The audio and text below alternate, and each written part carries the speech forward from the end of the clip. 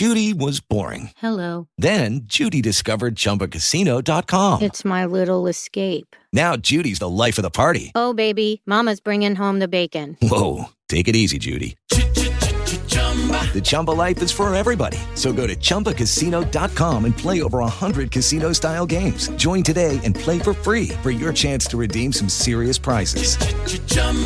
ChumbaCasino.com. No purchase necessary. Void where prohibited by law. 18 plus terms and conditions apply. See website for details. Hello and welcome. It is Eric Erickson here across the nation from Atlanta, Georgia. It is my show, The Eric Erickson Show. Those of you expecting Mark K, he will be back on Monday.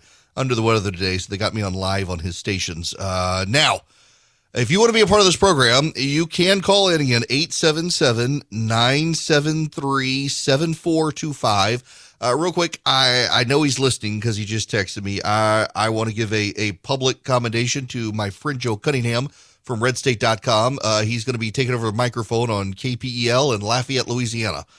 Excited for him. He's a fantastic guy, and he will have a great show. One of the crazy, frustrating things about the radio industry these days is how many people just say, well, this person's got a podcast, let's put them on radio. And, it doesn't always translate. And you need people in radio who actually want to be radio show hosts as opposed to people who just want to do it for other stuff.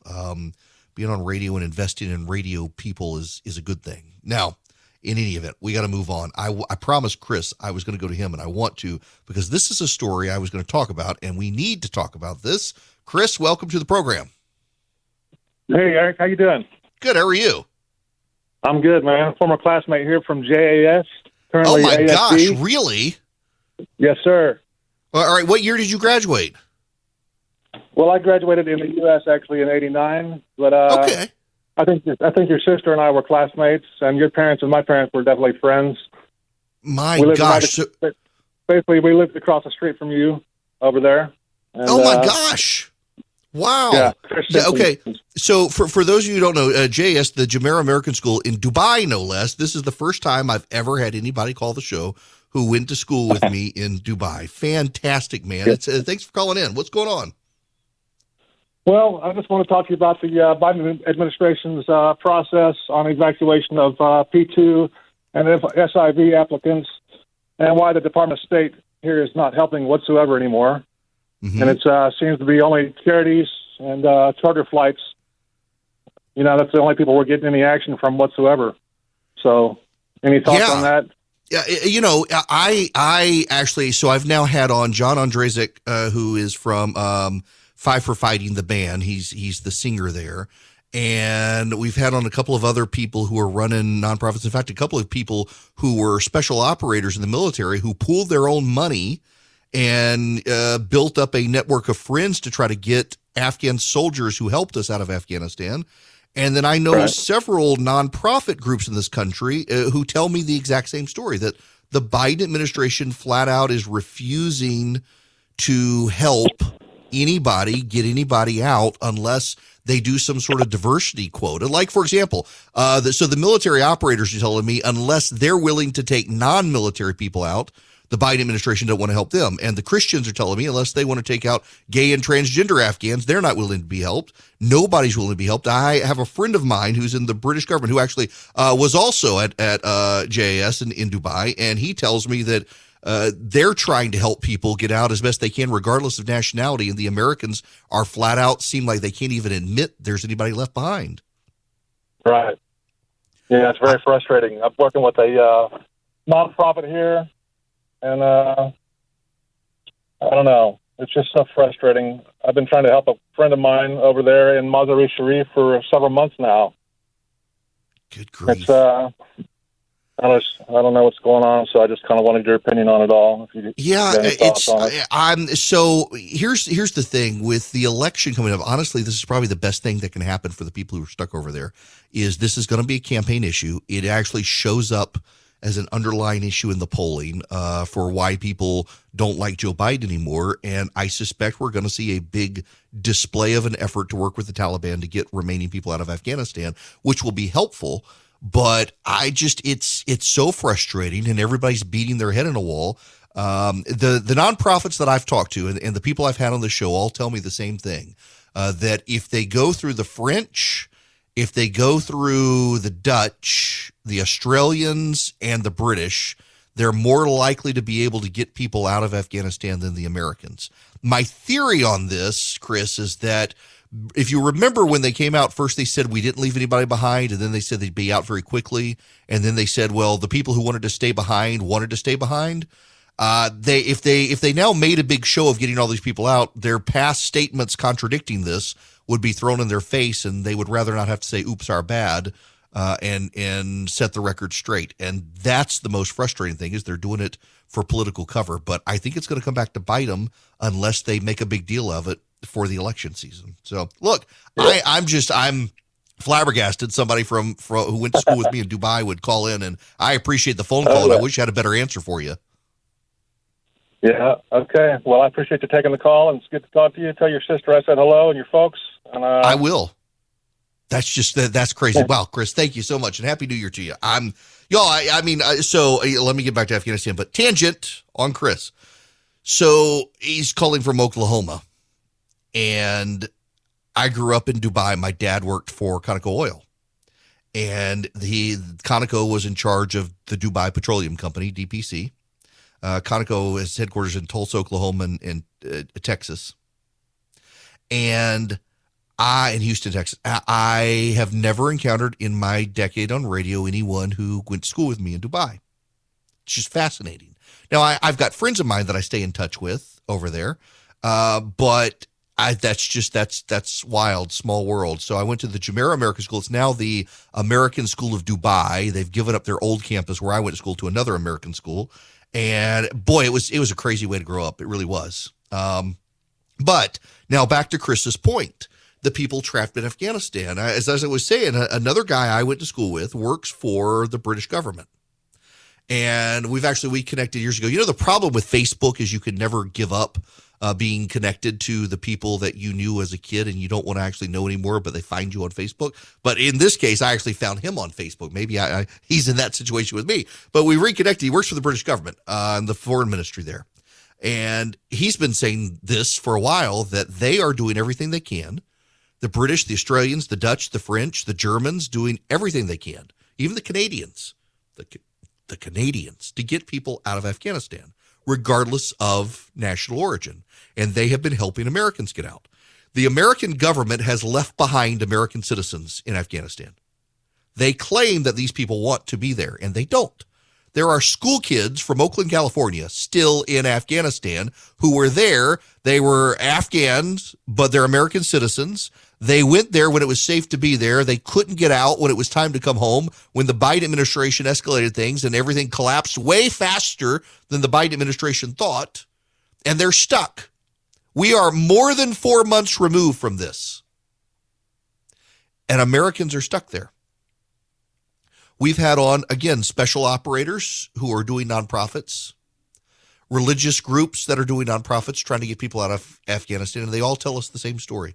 Every single person who's come on here has told me the same story, that the American government refuses to help, that the American State Department refuses to help, and that the religious groups in particular are the ones least likely to get any help from the American government.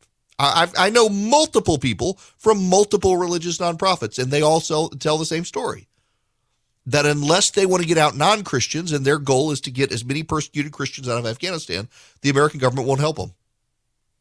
Glenn Beck organized, what was it? I forget the group he was with, organizing efforts to get people out of Afghanistan, and he has documented, he went to Afghanistan and documented the on-the-ground problems the American government was giving them. And by the way, the American military was desperate to help. It was the bureaucrats from the State Department that were interfering and refusing to help. The American military wants to help. It's the Biden administration that's caused all the problems. It is mind-boggling to me that we are in this situation where this many months in, we've still got Americans left behind in Afghanistan. And you will notice in all the coverage out there, the media really doesn't want to talk about this.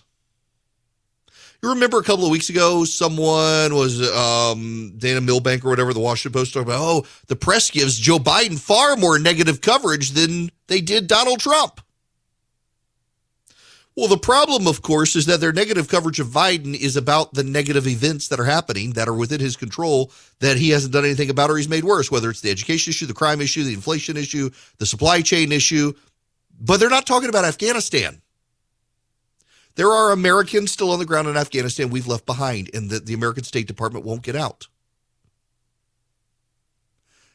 Not to be a broken record here, but again, I have had on this program repeatedly groups from various nonprofits to give them exposure, to give them help as they're trying to raise money to get people out of Afghanistan. One of them chartered a private plane to get people out of Afghanistan, and it was the American State Department that blocked them. Not the Taliban, it was the State Department. They can't admit what they've done, and they don't want exposure to it. And to some degree, at this point, the media is complicit in choosing not to tell the story, to not cover the story, to not highlight the fact that there are still Americans in Afghanistan who want to get out and can't get out, and the American State Department, the Biden administration aren't helping them. The media is complicit in this. They don't want to give any more bad publicity to Joe Biden on Afghanistan because they all know, as I've told you, that the moment his polling changed to deep negative and can't recover, it's because of Afghanistan. The public thought he was compassionate and empathetic and competent, and they realized he's incompetent and uncaring, and now it's baked into the equation based on what he did in Afghanistan. That's just the truth. It is fundamental to the presuppositions of understanding the polling that the American public no longer likes Joe Biden. He wasn't Trump. He's turned out to be even more incompetent than the public thought Trump was. And to the extent that we've left Americans behind, and the press won't cover it because they don't want him to look worse than he is. But when you remember, their reasons were first, everyone will get out. We promise everyone will get out. We will stay and get people out. Then it was, we will work with the Taliban to get them out. Then it was, oh, everyone's left. And then it was, oh, well, no, there are some who left behind, but they wanted to be there. They chose to be there. And that's not true. They couldn't get to the airport. They were turned away from the airport. The American State Department bureaucrats blocked them from getting on planes. The military, the American military, were heroes trying to get people out, and the Biden administration bureaucrats forced them not to do it. Everybody talks about this behind the scenes. You don't hear about it in the media because they don't want to give Joe Biden another black eye on Afghanistan when he's got all these other problems. And all these American nonprofits stepped up to help get people out of Afghanistan, and they've been told no by the State Department. Someone needs to account for this, and frankly, what needs to happen, if it's the only thing that can happen, is Republicans take back Congress and start holding detailed hearings with Anthony Bilkin, the Secretary of State, on why the State Department obstructed so many rescues from Afghanistan. The phone number here is 877-97 387. I'm sorry, y'all. I'm thinking about what I'm about to tell y'all because I can hear this thing happening outside the studio and I'm distracted. 877-973-7425. Related to the sound outside, y'all. I think I hate environmentalists and I need to confess my sin. I try not to hate. We have not had recycling picked up in our neighborhood for a month. I have had cardboard boxes piled up for a month outside with a recycling bin. We recycle, we do, we try. And lately I've had to start putting stuff I would prefer to recycle inside trash bins, but we haven't had our trash picked up in 2 weeks. So 4 weeks of no recycling, and it's just cardboard boxes piled up. And when the wind blows, you got to go outside. All my neighbors, we go outside. We pick up all the stuff that's blown away. We put it back in the pile. We've been doing this for a month. And the rain has come. It's made everything soggy. It's weighed stuff down. And for 2 weeks now, the trash has not picked up. But we've got multiple trash cans. You have to pay per trash can in our neighborhood, in our county. Poor neighbor does not, and we've had to let them use one of our trash cans, and then we had to get an extra trash can. And now we've got a new trash service. Our county privatized trash, and there aren't enough people to pick up the trash.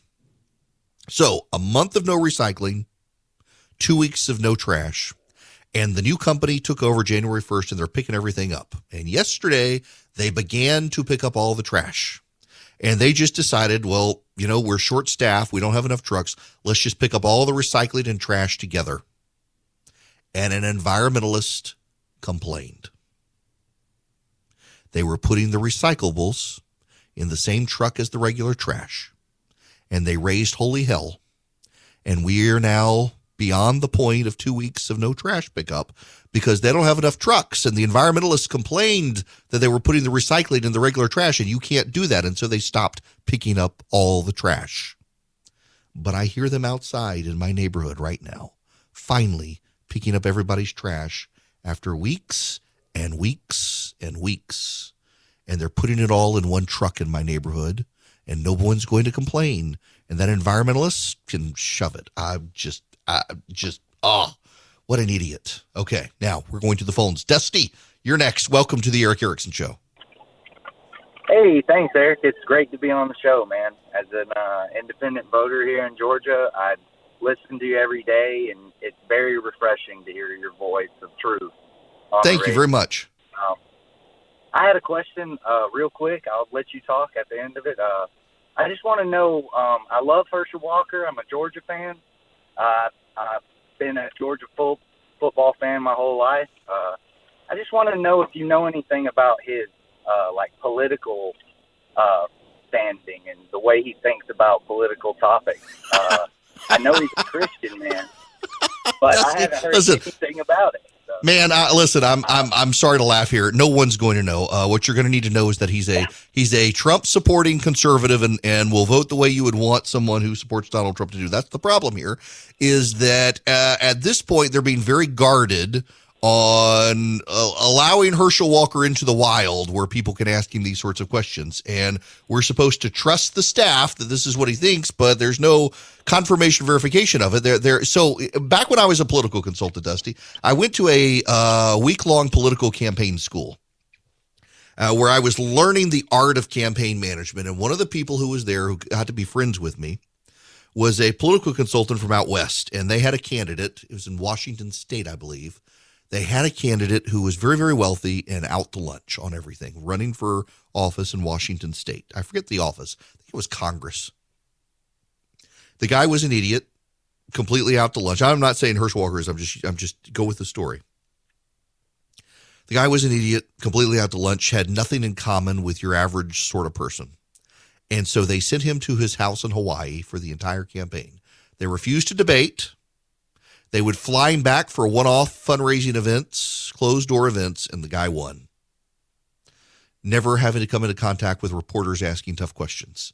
To a degree, that's where we are with Herschel Walker yet. He's new on the campaign trail, and they're putting him in a cage, a gilded cage, away from everyone. I would like to see him out on the campaign trail because, here's the thing with Raphael Warnock in Georgia. The man, like him or not, like his views or not, he's a gregarious people person and will be all over the state of Georgia, filming all sorts of I love puppies, I'm a wonderful person ads. The media will give him a pass because he's Raphael Warnock and they're on his side. And Walker's got to be roughed up and he's got to be able to take it and face it. The reason here is because people who go through primaries do a better job.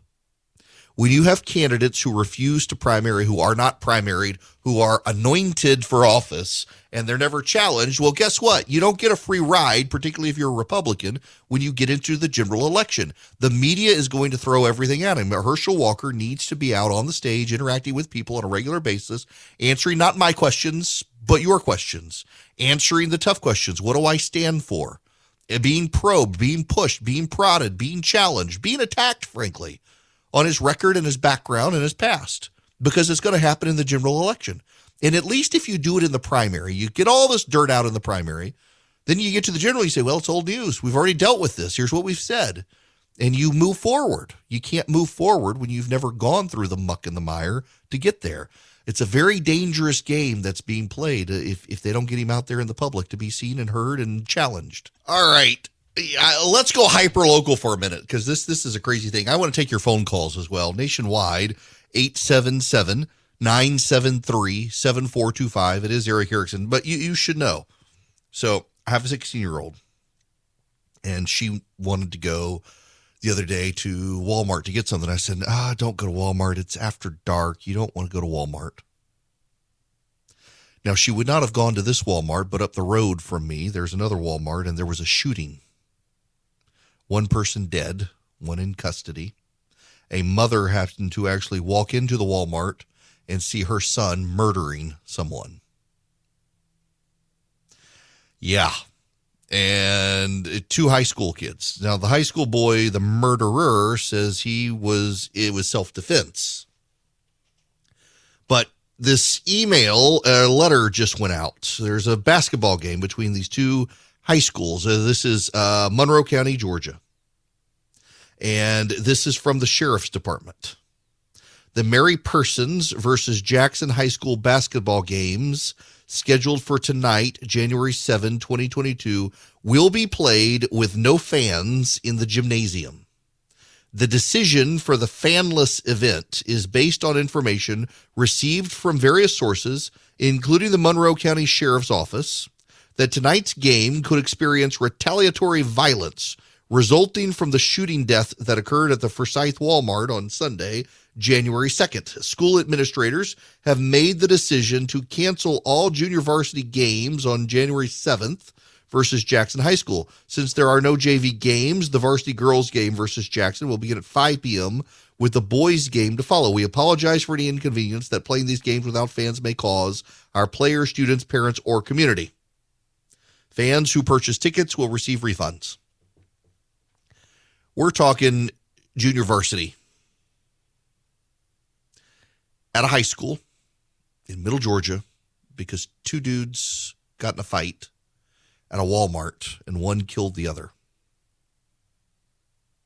Now, I saw what's that idiot gun group? I mean, and I don't mean to use the word idiot that common, but they really are idiots. Every Town or whatever, they actually said that in a tweet that it was a good thing that Washington, D.C. had such tough gun laws, or there could have been even more bloodshed at the January 6th event. Washington, D.C. is one of the murder capitals of the United States. Nobody cares about the gun laws in Washington, D.C. The idea that gun laws make it safer boggles the mind when you get into Chicago, Illinois, where over 800 people were killed last year. And here we are with a local high school in Middle Georgia, where I live, that is having to cancel in-person attendance at basketball games because of potential retaliation over a shooting at a Walmart between high schoolers. Now, the left will look at this and say, well, we need to round up all the guns. Well, you're not going to round up all the guns. And whenever anybody talks about rounding up the guns, they never talk about handguns anyway. We have a constitutional right in this country, and you don't have the votes to amend the Constitution. And what's going on here is to avoid a more difficult problem. You know where I'm going with this. Gun violence in this country is not a problem because of the Second Amendment. It's a spiritual problem for which the state offers no answers. Now, people who are secularists, they don't like that, but it's true. We got real spiritual problems in this country. We've got a lot of broken souls in this country. We've got mental health issues in this country. People don't want to talk about the mental health issue. They want to normalize mental health as if it's no big deal, as if it's nothing. I mean, look at the people of the libs on TikTok, Twitter account you could follow. People on display on Twitter and social media who have lost their damn minds. And they get on social media and they find other crazy people and they say, well, there's more of us. We must be a majority. And they get very loud and they get very vocal and they're nuts. Look at the transgender issue in this country now. Silencing, canceling, punishing anyone who says that up is up and down is down. If you don't believe that up is down and down is up, you get canceled these days. You get punished for refusing to go down that road. The number of people, I have a standard rule, and it has never, ever failed me once in my life. Never treat seriously someone who puts their pronouns in their bio on social media. Never treat seriously anyone who puts their pronouns in their bio on social media. This rule has never failed me. If you have bought into that cult-like anti-science belief, it tells me a lot about you. We have spiritual problems in the United States of America that no government is going to solve. But you know, there's a twist here. There's a twist. One of the side effects of the pandemic are the number of parents who've decided, you know what, we can have a one-income household now. I'm going to stay home with the kids. Overwhelmingly, yes, it's women, but in some cases, it's the dads while the moms work. Every bit of social data shows over the last 50 years that the kids who do best in life, the kids who are most grounded with the least amount of spiritual problems, are the ones who have a loving parent in the household with them most of the day while the other parent works. The two-parent nuclear household is, to this day, the most stable way to raise a kid. Now, we don't like to talk about it a lot. Chesterton, let me find the actual quote here because it's worth reading you the actual quote from G.K. Chesterton, the Catholic philosopher. He wrote, "Tradition means giving votes to the most obscure of all classes, our ancestors. It is the democracy of the dead." I love that line, the democracy of the dead. "Tradition refuses to submit to the small and arrogant oligarchy of those who merely happen to be walking about." Now, what does he mean by this? Not to dive into deep philosophy here, but do you know why polygamy isn't really a big thing in the world these days? Why we do so much the way we do? Why for so long it was the dad or the man who did the heavy laboring and the wife stayed home? It wasn't the repressive patriarchy. I know that's what you're led to believe these days. But it's actually over thousands of years through trial and error, people tried different things. And they settled on what got the best results for their society. And it took thousands of years to figure it out. It takes generations to figure these things out. And ultimately, what society determined is having one father and one mother together with a bunch of kids and maybe the extended family with them is actually the most stable way to raise kids. And somewhere around 50 years ago, it all went to hell in a handbasket in this country. Now we've got villages raising kids. Thanks, Hillary Clinton. It's not a coincidence at all that the kids most likely to join gangs, engage in drugs, do all sorts of other behaviors that they shouldn't tend to come from single-parent households. It's not to say that all the kids in two-parent households are on the side of angels. That's not the case at all. You know, there's a reason there's a stereotype of the preacher's kid. But, by and large, two-parent nuclear households tend to have the most stable families. And the irony of the pandemic, despite all the depression, all the drug use and abuse, the suicides, the addiction, the hopelessness that so many people feel, one of the silver linings that's coming out of it are the number of people who stayed home with their kids during the pandemic and realized, you know what, I can do this. Now, all of us who are in the situation, my wife, God bless her, she is a stay-at-home mom. Worked for years with her health and all. It's a number of years ago. I've talked about it. We just decided, you know what? Let me get an extra work. Let me get extra income, and you stay home. And it's helped. But there are some days she's like, you know what? I need a job because I need to get away from the kids. I mean, we love our kids, but sometimes you need a break. But it's not for everyone, and it's not meant to judge. But it is to tell you that one of the side effects of this silver lining is that we have a situation in this country where more and more moms are saying, you know what, I saw what my kids were having to learn on Zoom calls with school, and it's crap. I can stay home and help them and do better. Or you have situations where the moms and the dads are like, you know what, you make more money, dear. So I, the husband, I'm going to give up my job and stay home with the kids. Now, that's sometimes hard because men, more than women, will define themselves by their career. I know I'm guilty of that. And a lot of men define themselves by what they do for a living. And they don't find fulfillment in being home with the kids in ways some women are more likely comfortable doing. And it doesn't mean that all women are comfortable doing it. And, you know, you have to dance a fine line on this issue because some people just want to be insulted with anything you say on this. My gosh, every time I talk about two-parent nuclear households, I get some woman emailing me angrily that how dare I disrespect her as a single mom. I'm not. I'm just telling you. The democracy of the dead over time, it has worked out and social science reflects it. And here we come full circle because of the pandemic to a time where more and more families are saying, you know what, one of us is going to stay home with the kids and one of us is going to work, and we can make ends meet, and we may cut back some, and that's fine. We've had to cut back because of all this stuff. Now, I don't know whether that will last or not, but I'm interested in the societal effects long-term because of it. And, you know, for a while, in the first year of this pandemic, there seemed to be no baby boom, and then suddenly it has happened. There are suddenly all these people cooped up together suddenly having kids.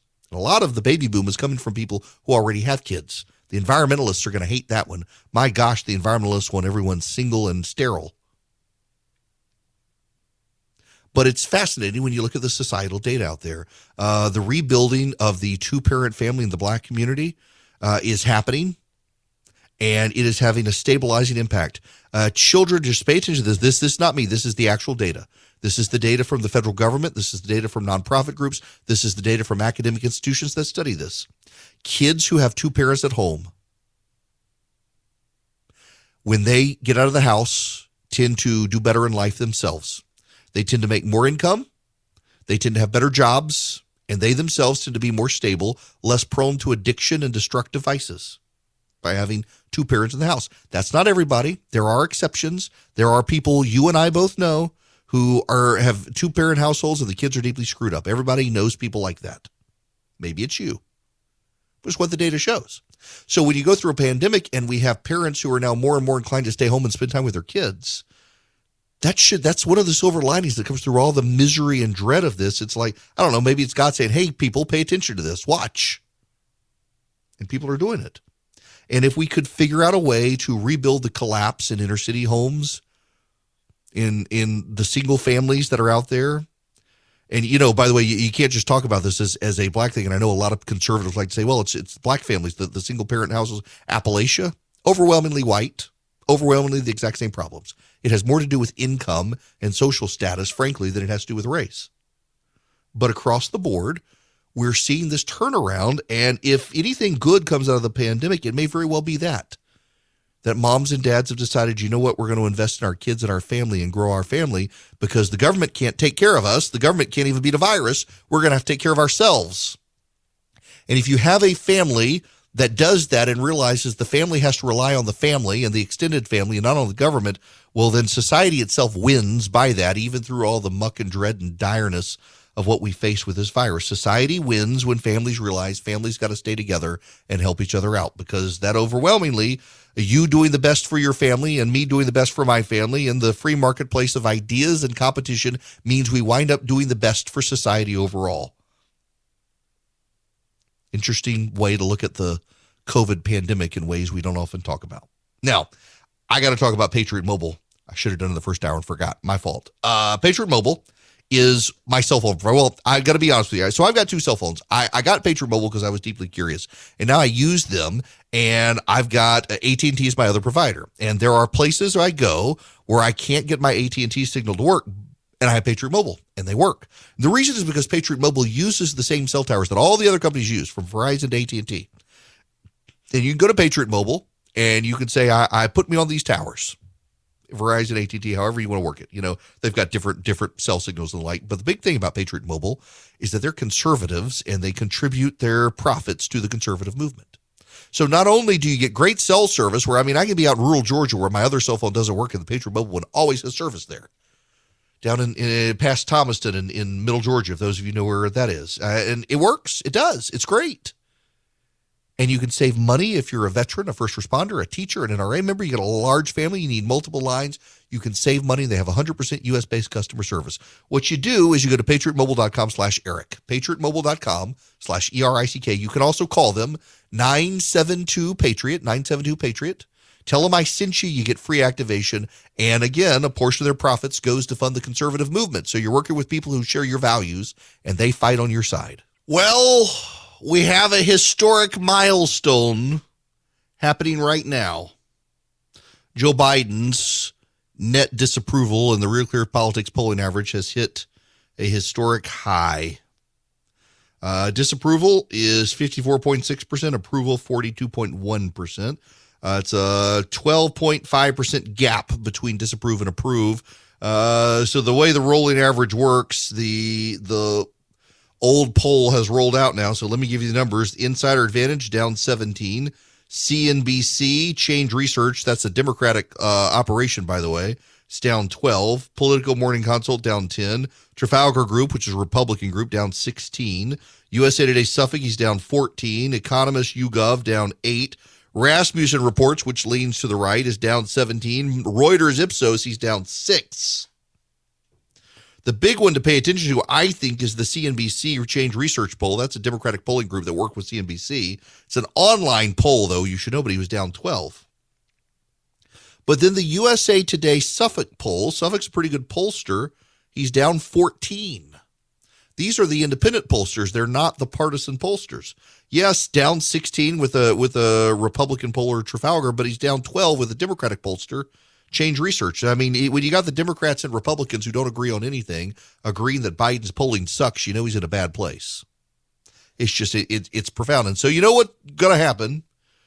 The hysteria, we're all going to see the hysteria now. We got more and more people out there on television saying that, if the Republicans win in November, it's game over for our democracy. These people are deeply broken. And it's not true, by the way. Our democracy will be fine, although I do think that you and I, all of us, everybody else, needs to stop viewing everybody you disagree with as an enemy. There are people out there who really do want to undermine this country. I think members of the squad in Congress really do, by and large, they dislike what this country is. They want to undermine it. But there are people who agree with them who just really think, it would actually help the country. And you got to be able to nuance and distinguish between them. Not everyone is your enemy.